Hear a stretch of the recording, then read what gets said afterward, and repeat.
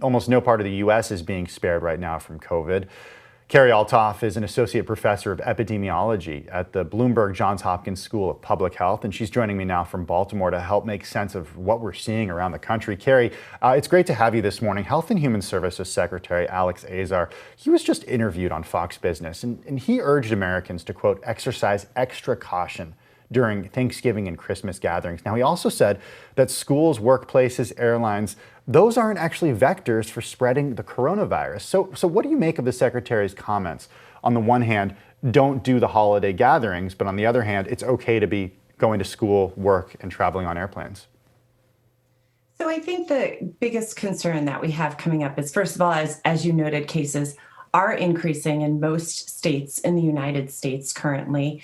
And we are all starting to prepare for a holiday that typically the events are held on a single day, right? And we have a lot of information now that there are household and small gatherings that are really propelling a lot of transmission that's going on in the country right now. Now, I would say that most schools that are open, they do have, many have precautions in place, but they are subject to what's going on in the community. The more community transmission, the higher risk for anybody to be at the grocery store or at a school.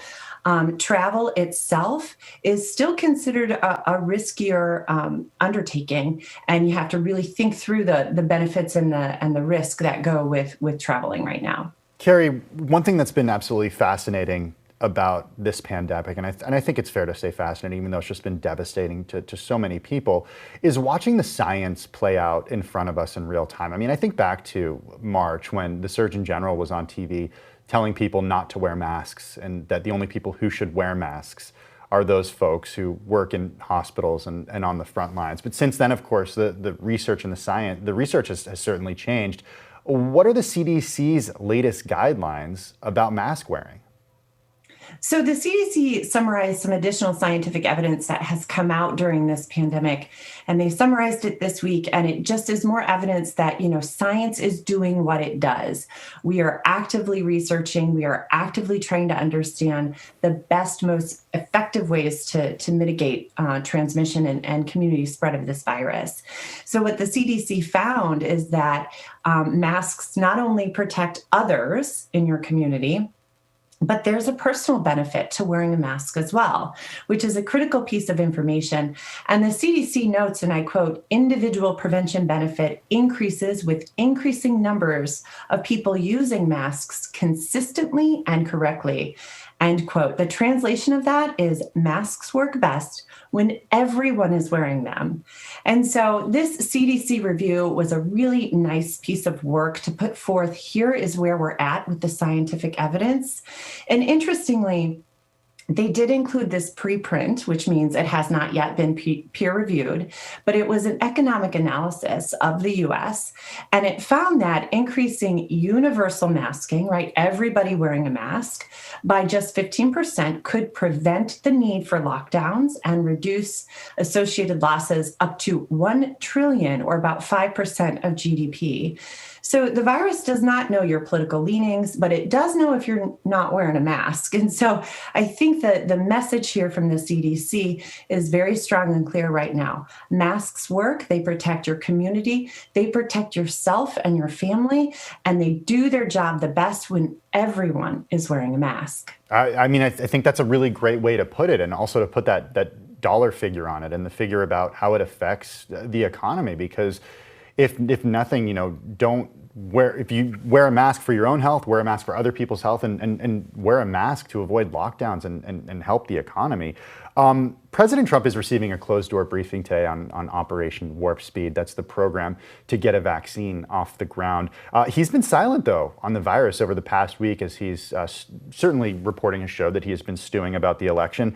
What more do you want to see from the federal government at this time when it comes to the response? So I think one thing we really need to make sure that we have solidly in our toolbox of things that we can do to help fight this pandemic is testing. We really need to make sure that everybody has access to testing. And there are still parts of the country where it's not great access to testing. So testing first and foremost, but then we need to start doing more about different kinds of testing, right? So there's testing when somebody believes they're sick, they may be symptomatic. There's testing when people are exposed, but they're not symptomatic. There's testing that we could be using when kids come into schools or when people are getting onto airplanes or other things where we're just trying to screen for individuals who may not be feeling ill, but may be infectious. So those are the types of the whole kind of toolkit of testing alone is a place where we really need both federal guidance, but also just resources so that the states all can have access to a whole array of testing. And Carrie Altoff is Associate Professor of Epidemiology at the Bloomberg Johns Hopkins School of Public Health. Thanks so much for your time. We appreciate it.